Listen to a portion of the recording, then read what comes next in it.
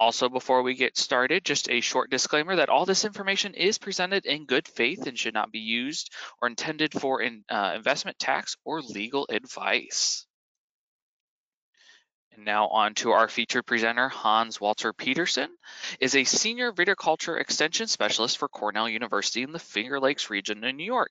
He conducts applied research and advises the region's grape growers on a wide variety of topics such as pest management, vine health and productivity, digital viticulture, soil health, and much more. Prior to joining the Finger Lakes Grape program in 2007, he was the Viticulture Extension Specialist for the Lake Erie Regional Grape Program in Fredonia, New York for 6 years. In recognition of his research and extension work on behalf of the industry, he received the Research Award from the New York Wine and Grape Foundation in 2020. Hans received his Bachelor of Arts degree in biology from St. Olaf's College in Northfield, Minnesota in 1990, and his master's degree in viticulture from the University of California, Davis in 2001. He is currently working on his PhD in viticulture at Cornell University.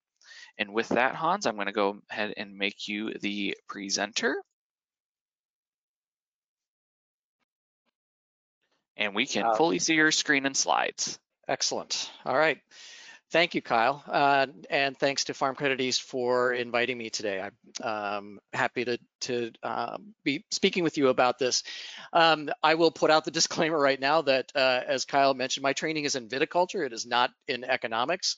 So this is kind of my take on where I see the industry moving forward mostly from a vineyard standpoint, from a production standpoint, and a little bit of economics. But hopefully this will be informative for all of you. And obviously, if you have questions, happy to address those at the end. So I think what, here we go, there. So one of the things about grapes, because it's a perennial crop, in order to understand what's going on presently, we also have to think about what has happened in the past as well. So the process of growing the grapes and making the wine is not just a one-year thing. The vines, because they're perennials, what has happened last year affects them this year. What happens this year will affect them next year. And just even the process of making and selling wine is a multi-year process. So we go from harvest through to the winemaking, which can take, the fermentation itself can be over relatively quickly, but then there's all sorts of other things that winemakers might try to do as far as aging and storage, whether that's in barrels or in stainless steel tanks. And that can be anywhere from 3 months to several years before the wines get bottled, probably stored a little while again before they're finally sent out to the tasting room and to retail channels for sales. So all of that is just a way of kind of saying that when we think about what the outlook is looking forward for the industry, we need to kind of be thinking about what has happened and gotten us to this point. And so in that spirit, I thought I'd just kind of talk a little bit about the last couple of growing seasons that we've had in the Finger Lakes, at least. And the details can be different depending on where you are in New York or in the Northeast. But generally, these patterns are fairly similar. And the reason I want to focus on the last two seasons is because they're kind of a tale of two very different seasons. So 2021 was a pretty warm and wet year, especially in the fall. And so this graph that's on the right side here is a graph that basically shows how far below or above average the rainfall is in a given year. So we have about 50 years of weather data based from here in Geneva, where I am. And so every year we kind of compare how our weather, mostly rain and heat accumulation, are compared to those long-term averages. So the way to read this graph, basically, if it's trending downward, that means we're drier than normal. If it's trending upward, we're wetter than normal during that period of time. So you can see in this graph then that basically we started off, then this is April through the end of October, which is kind of our traditional grape season that we track. Things were relatively close to normal, and then until May, and then we got quite dry until the end of June, and then got very wet. We got up, trending back up towards towards here. Maybe you can see my cursor. If not, I apologize. But then another dry spell going from July 20th or so for about a month into August, and then we got very wet again, then we got very dry again, then we got very wet again. So kind of this up and down, back and forth situation that we had was very much the case in 2021. In addition to the kind of very variable weather we had, 2021 was one of the largest crops that we've had. A lot of growers had some record crop in some cases. And because of that, harvest took a long time. It's just logistically takes a while to get all the fruit in and get it processed. It also is a matter of trying to get things ripe enough so that there's enough sugar, there's enough all the good stuff that we like to have in grapes in order to make wines and juices. So for example, in 21, it was one of the longest Concord harvests ever. I think the final grapes went into National Grape Cooperative out in Western New York and northwestern Pennsylvania in mid-November, which is a few weeks later than normal. So big crop, very big crop. The quality of the crop then kind of depended a lot on when you picked. In the case of Concords and things that were really just trying to get higher sugars, they try to stretch it out as long as you can. The rain doesn't quite affect them quite as much because they have a thick skin and can tolerate some more rain. But because it's a large crop, there's just more buckets for those sugar factories, the leaves, to try to fill. And so that just takes a longer amount of time. For some of our more premium varieties, so things like Riesling, Pinot Noir, even some of our hybrids, the rain that we had, especially in October, really promoted some bunch rots, which can make the fruit unusable in some cases. So stuff had to be sorted out, and so we didn't end up, maybe all of the fruit didn't end up going into the winery, unfortunately. So kind of, again, if you picked during one of those drier periods, you probably were okay. If you picked after a really wet period and you didn't have enough protections on the vines, then you might have had some issues. So it's kind of a mixed bag as far as what quality was. But like I said, there was a big crop, and so there was a lot of inventory. Wineries were filling pretty much every tank that they could find, and then some. And there were definitely some grapes that didn't sell. And it wasn't a particular variety so much, but Riesling was definitely one of them. But there were other varieties as well. Compare that to 2022, which is a very different season. So again, this is the same graph here on the right. And you can see kind of early in the season, we were pretty close to normal. And then we had this very dry spell going from mid-April to mid-May or so. It got wet for a little while here in the early part of the summer. And then for the most part after that, it just down.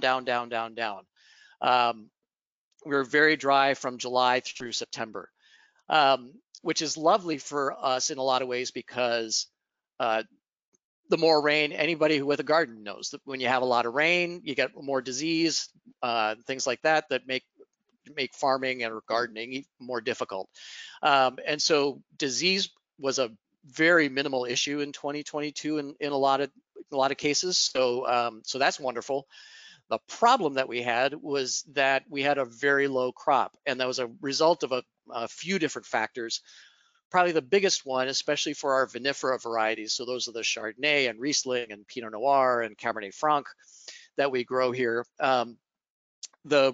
We had some couple of nights and early mornings where the winter lows really took a nosedive and got to levels where the vines really experienced significant damage to the buds and even to some vines. So we lost a lot of crop because of that. As I was saying earlier, what happens in one year affects the following year. And so in perennial crops like grapes, if you have a very high crop in one year, the vine puts all of its energy into trying to get that crop ripe. And so that has to sacrifice some of the energy it goes to producing the following year's crop. And so because we had a very large crop, the grapes that did have a crop had fewer grapes on them just in general. Plus then this dry summer that we had also meant that we just had smaller berries. And so when each individual berry weighs 1/10 of a gram or 2/10 of a gram less, you multiply over that over billions of grapes. Pretty soon you're talking real weight. So 2022 was almost the opposite of 21. Really high quality, really nice fruit. It got ripe. It got ripe early. Very little in the way of disease, which is wonderful. There just wasn't a lot of it. So it's a high quality, low quantity year. So two very different seasons. And the variation that we see is very typical of a lot of what we've been expecting from climate change. And just we're seeing the impacts of climate change in our vineyards. This is just data again from this data set that I was mentioning of 50 years of weather data that we have from the experiment station here in Geneva. And so we've seen very strong trends of increasing heat accumulation. We measure this as what's called growing degree days. It's basically how much heat we get during the growing season. And so the averages for the 10-year average for the region has been steadily climbing over the past 20 years. And so when we look closer in the data, what we see is that a big part of that increase is not so much, basically the degree days are measured using the high temperature and the low temperature of the day, of each day, and then you add those together basically using a simple formula.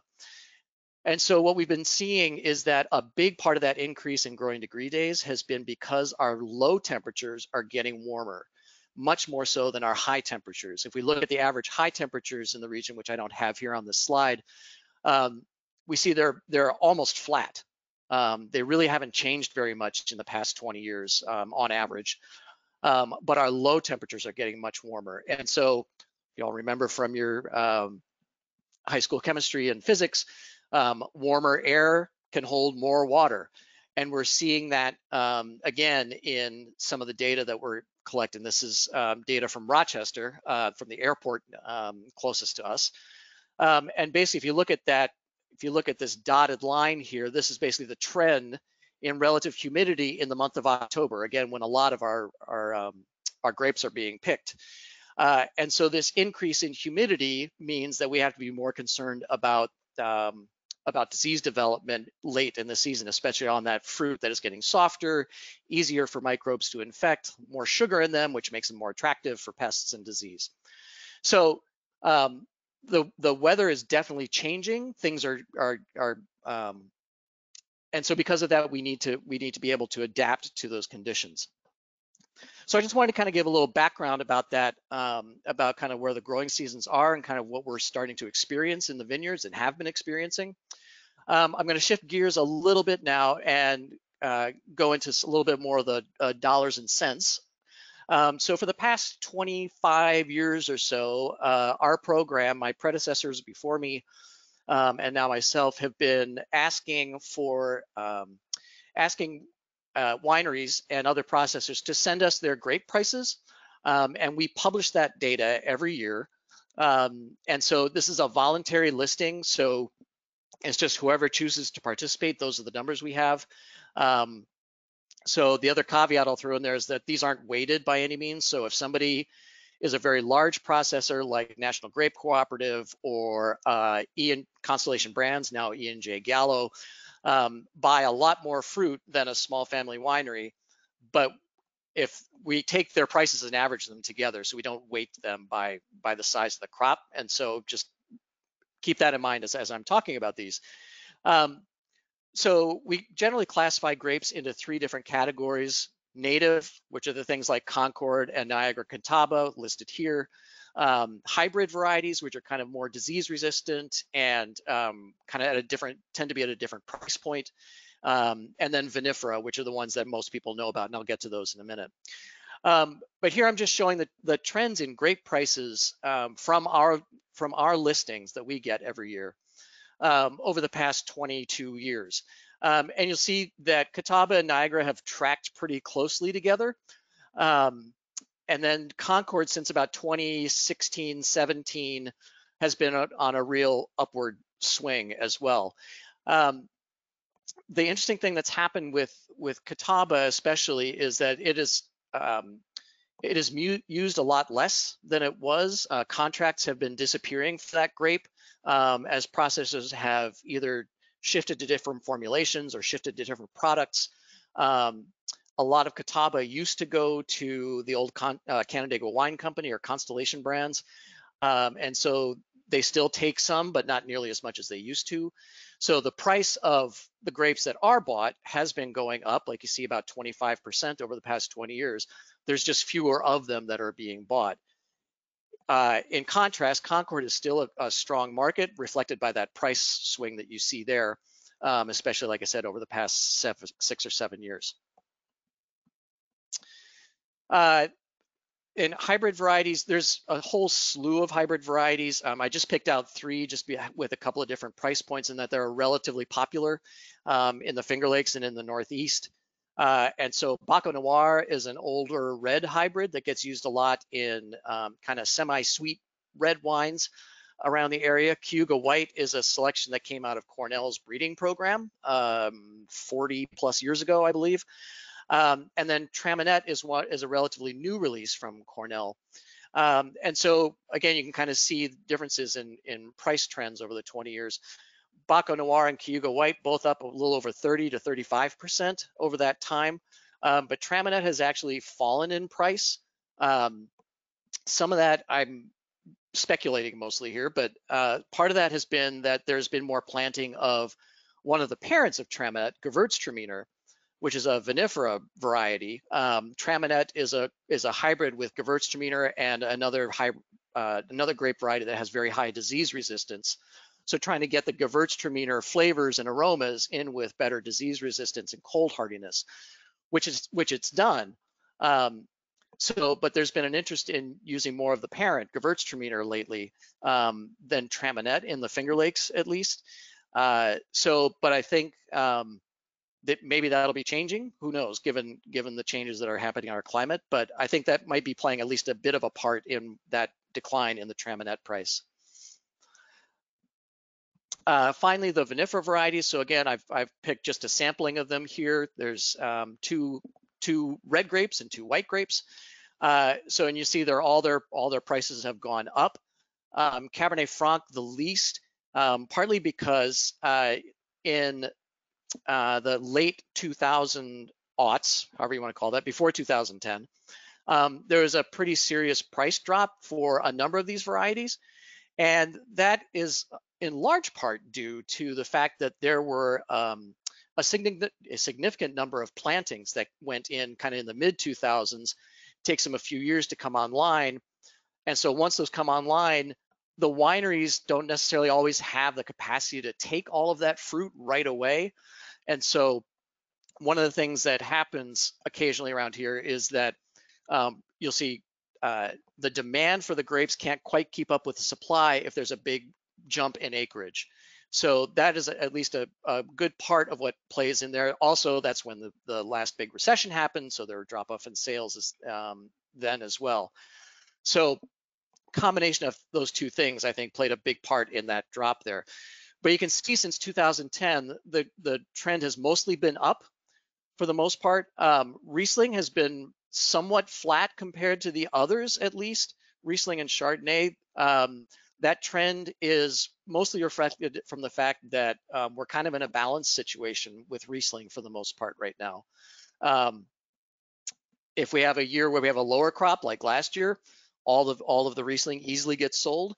If we have a very heavy crop like 2021, we might have more Riesling than we need. And so it can kind of depend on where things stand. With the red varieties, Cabernet Franc and Pinot Noir and some of the others, there's still a demand from the wineries for those varieties.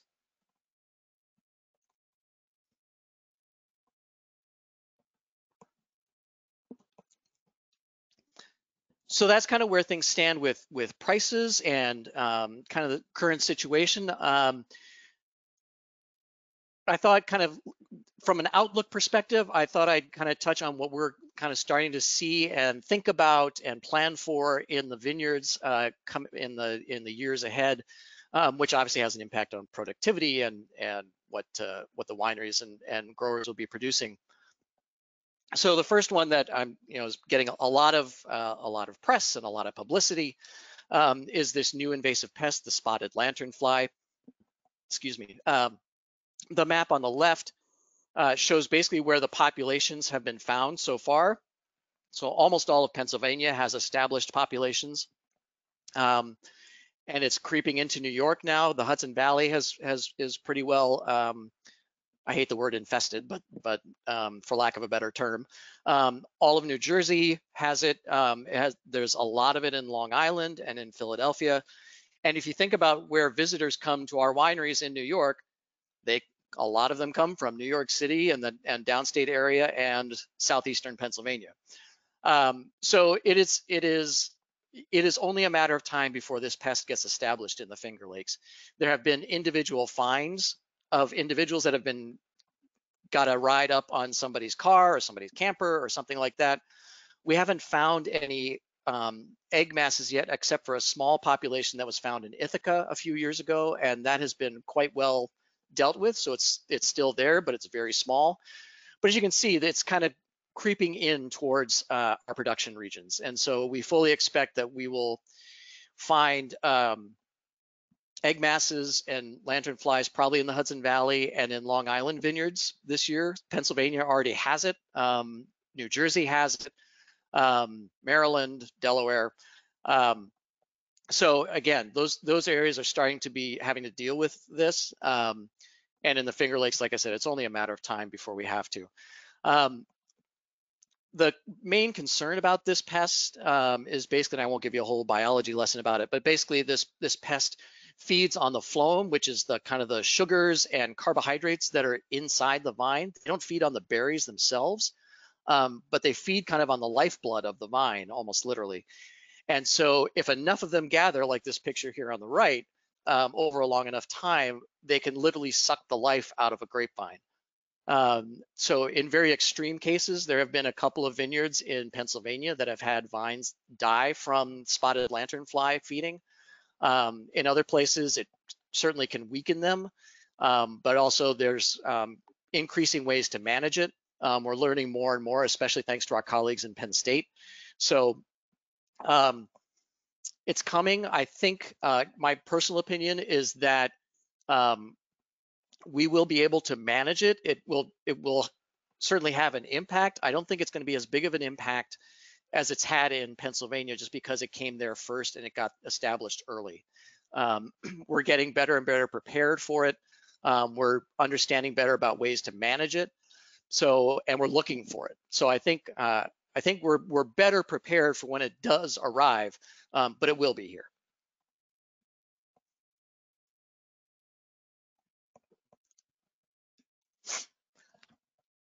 One of the other areas that's really starting to explode in viticulture and in vineyards is the adaptation of digital ag tools to our production systems.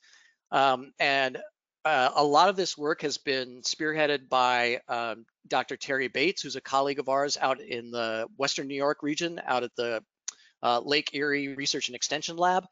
They have been doing a lot of this kind of work for about 10 plus years, basically looking at ways to use different kinds of sensors and imaging systems to evaluate vine productivity, vine growth, vine health, and create spatial maps in order to better manage vineyards with that information. So obviously this is something that many other crops, especially field crops, have had for a number of years. And so these tools are now starting to get adapted to use in vineyards. And there's some really wonderful potential for this. Some really great use cases for it. And we're starting to work with growers here in the Finger Lakes with this technology and with these kinds of sensors.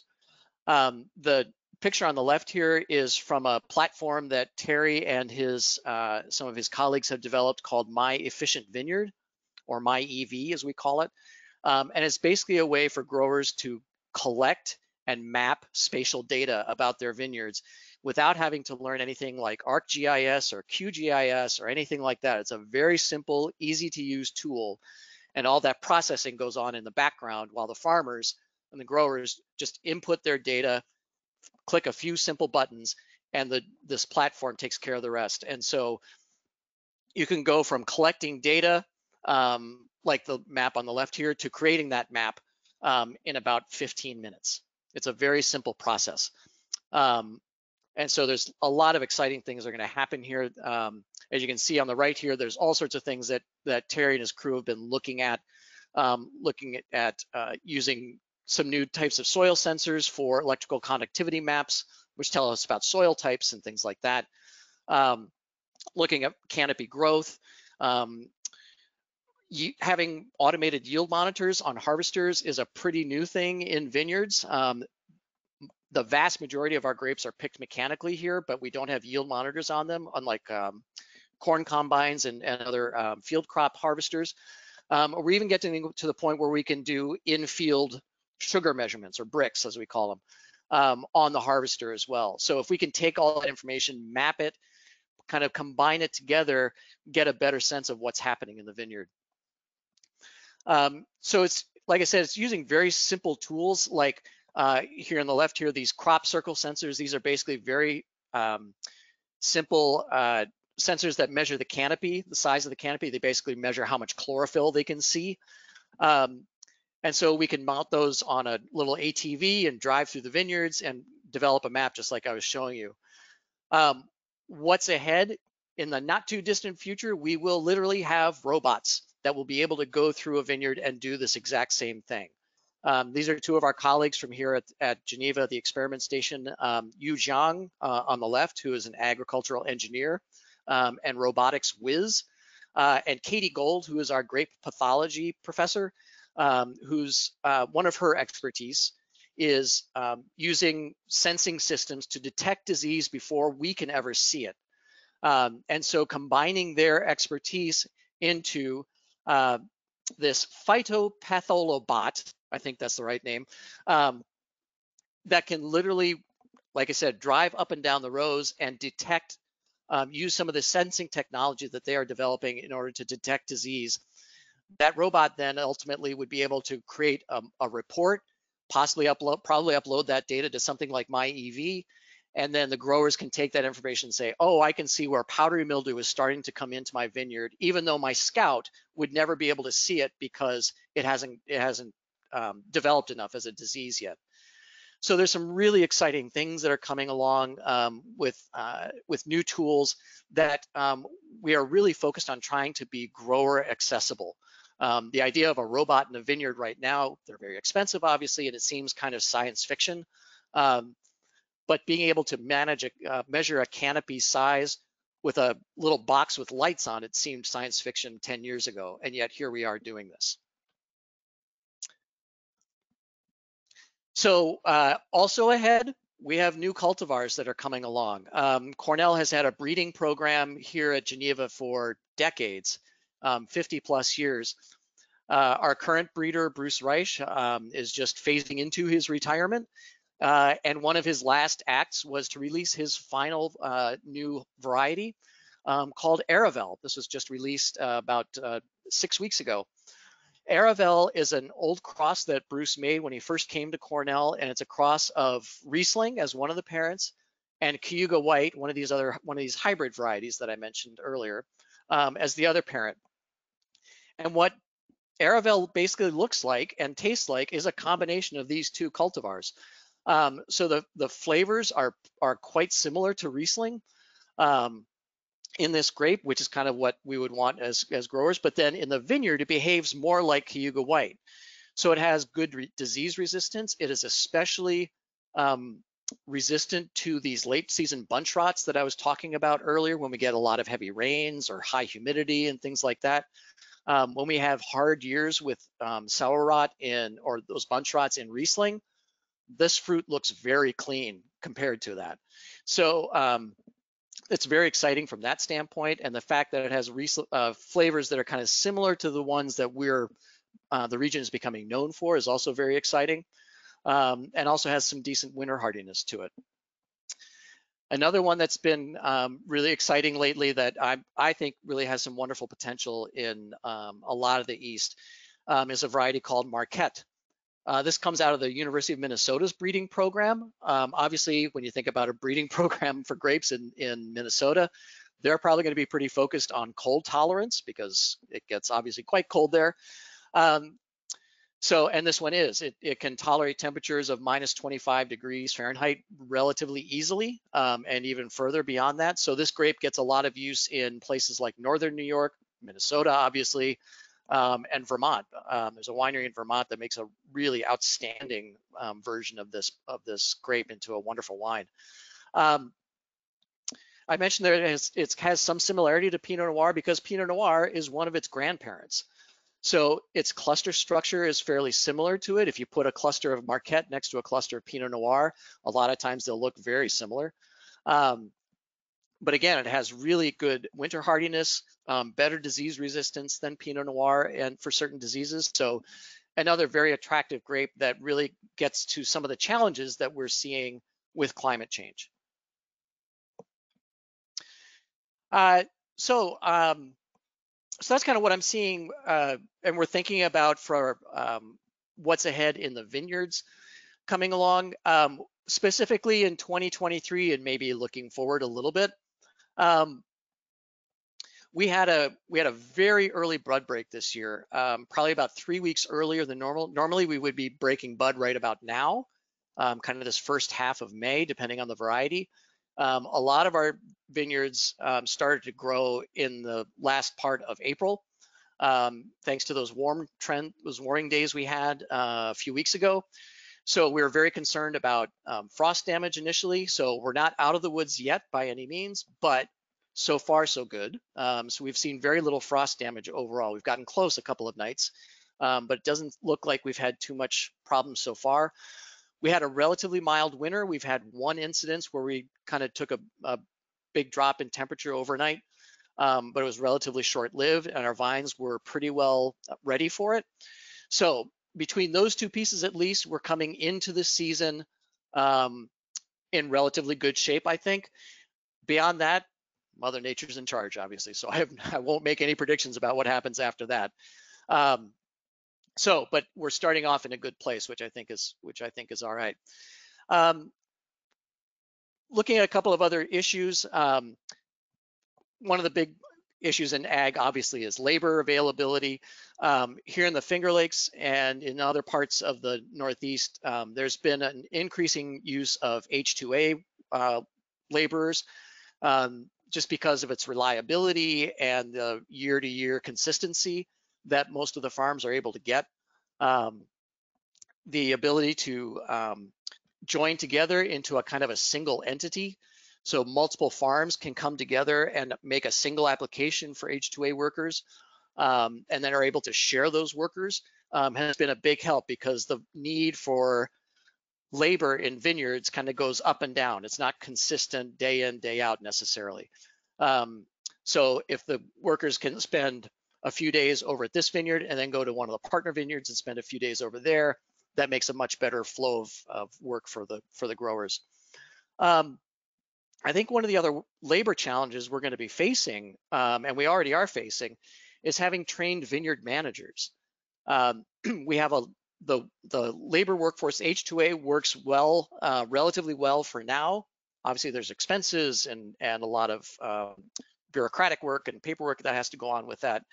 But we really, especially here in the East, we don't have a good pipeline for trained vineyard managers.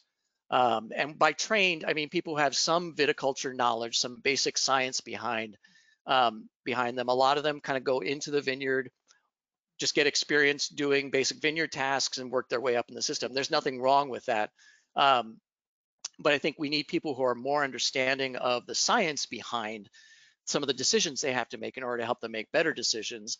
And again, kind of be able to adapt to new conditions and new varieties and new technologies. So I think that's another challenge that we have looking forward. Obviously, mechanization can be a part of an answer to that labor issue as well. I would say probably 95% of the grape acreage in New York is picked by machine, especially in the Lake Erie and Finger Lakes regions. Long Island, there's very little picked by machine, I think. Most of that is still picked by hand. Hudson Valley is the same way. But in these two regions, the Lake Erie and the Finger Lakes region, almost everything is, as far as harvest goes, is mechanized. I think the challenge looking ahead is adapting other vineyard practices for mechanization, things like pruning, possibly things like shoot thinning or crop thinning. There are some technologies that are available to do that, and I think it's going to be increasingly important for growers to start to adopt those kinds of things, and it's one of the things that we in Extension are working with growers on. So as far as the wine outlook, again, I'm a grape guy, not a wine guy, but these are just my guesses based on what we've seen and talking with people in the industry over the past several months. Wineries are still, if you look on their web pages and in the tasting rooms, they're still mostly selling 2020 and 2021 inventory, especially 2021 because it was such a large crop. And that'll be the case for quite a while, I think, in a lot of cases. There are some 2022 wines that are already being released because that's kind of their style. So a lot of the rosés that I've seen lately, rosé wines are 2022 because those tend not to be wines that you want to put age on and have them after a long period of time. So they're meant to be drunk fresh and early. But I think we'll be kind of seeing this mix of 2020, 2021, 2022 wines for quite a while. Red vinifera, so Cabernet Franc, Pinot Noir, another variety called Blaufränkisch or Lemberger, it's an Austrian variety, are in high demand. For the most part, that's what's being planted right now. If you were going to plant additional acreage, you're probably going to plant one of those because there's not enough of it in the Finger Lakes. The wineries really are having some success with those cultivars, making them into high quality wines. And so there's, I think there's going to continue to be some plantings in that. It's not going to be 100 acres a year, kind of thing. But for the things that are being planted, that's going to be a good chunk of it, I think. Concord will continue to be in high demand for both juice and wine, I think, for a while. E&J Gallo right now is looking to increase production of a couple of their products that have Concord in them. National Grape Cooperative, which owns Welch's grape juice, their sales have continued to increase, and some of the other private label producers out in the western part of the state. And so demand for Concord is still high. It really started to ramp up during the pandemic. So prices for Concord right now are as high as they've been in quite a while. So that's very good news for the growers, obviously. And so from their standpoint, obviously hope to see that continue for some time. And then finally, as I mentioned earlier, Riesling acreage has kind of leveled off, or I think it will level off. We're kind of in a balanced situation between supply and demand with Riesling. And I think with time, we'll hopefully see more Riesling sales kind of increase again. But I think for the moment, we're going to probably see a little bit of a pause on Riesling planting as far as large acreage, large meaning 5 to 10 acres at one shot. So I think as the Riesling sales probably pick up again, more Riesling is going into distribution into more states. So that will probably increase it. That should be increasing sales over the long term. And so planting will probably start to kick in again. But it's one of these situations where the acreage took a leap up, as I was talking about earlier, and now the sales have to kind of pick up to that, catch up to that increase in supply before we start to plant more acres.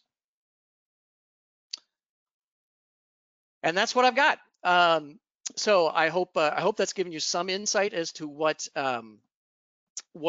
I just see as my perspective in the region, kind of where things might be heading, and happy to take any questions that folks might have. Thanks. Great, thank you, Hans. Just as a reminder, everybody, yeah, we are taking questions. Just simply text chat those questions in. So Hans, I think on our pre-call here, I talked about the new variety that was released at Bev New York. How do you think that will impact future varieties and just the entire grapes in the state of New York?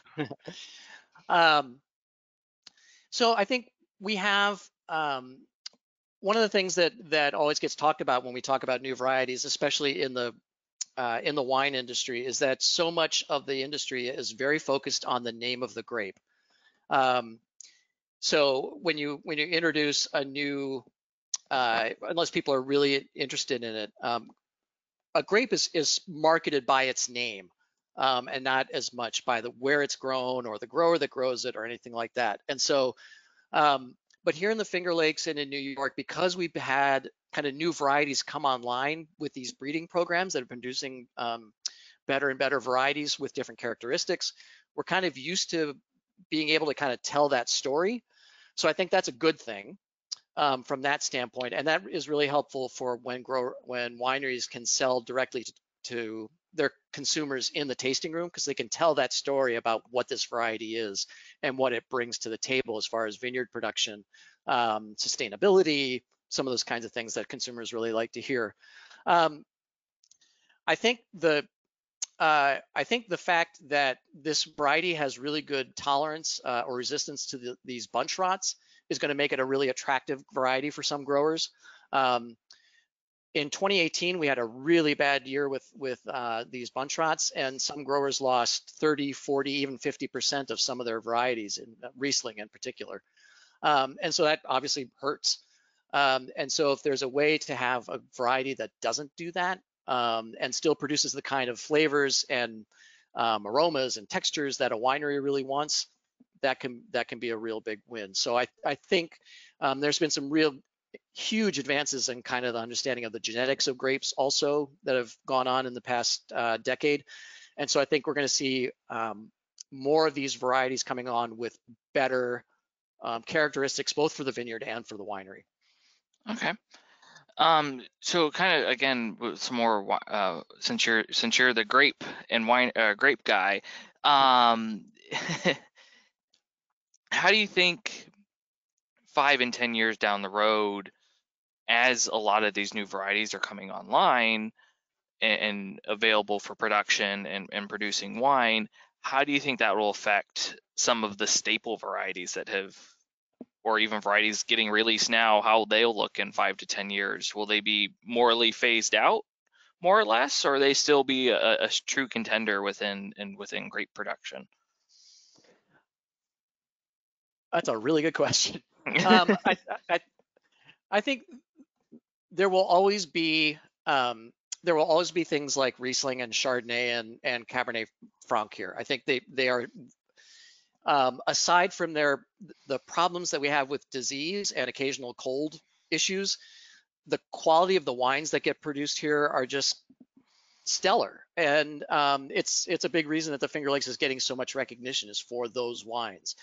And so we'll always have them. They have their production challenges, but I think the thing that we would like to see, I would like to see, just personally, is that we have grapes that have better adaptations to our environmental conditions, but that still produce those outstanding flavors that not that we're necessarily used to, but make consumers really really happy and enjoy those wines.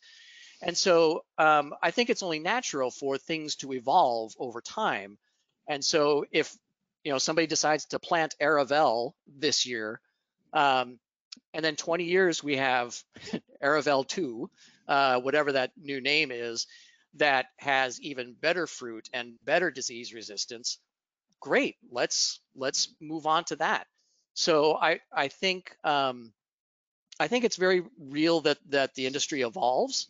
25 years ago, we had very little in the way of these Riesling and Cabernet Franc vineyards, and now that's totally flipped. So Concord is still the most widely planted variety in the Finger Lakes, but Riesling is second, and it wasn't that way 20 years ago.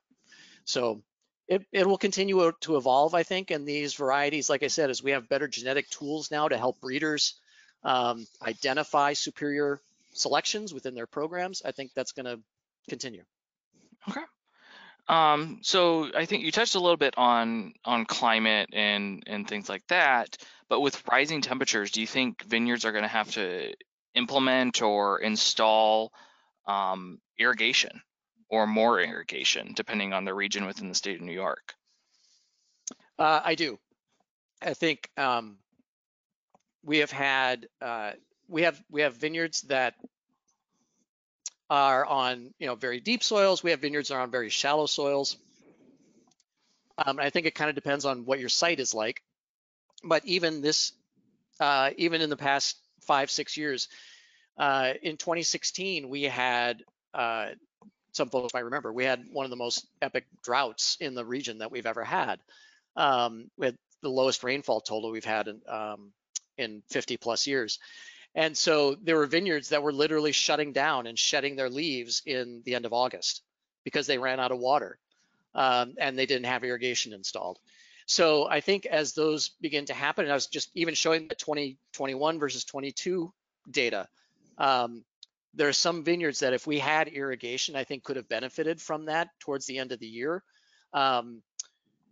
Especially during the ripening period when we really don't want the vine to be stressed. We want it to be producing those sugars and carbohydrates and all the other, like I said, the good stuff that goes into the grapes.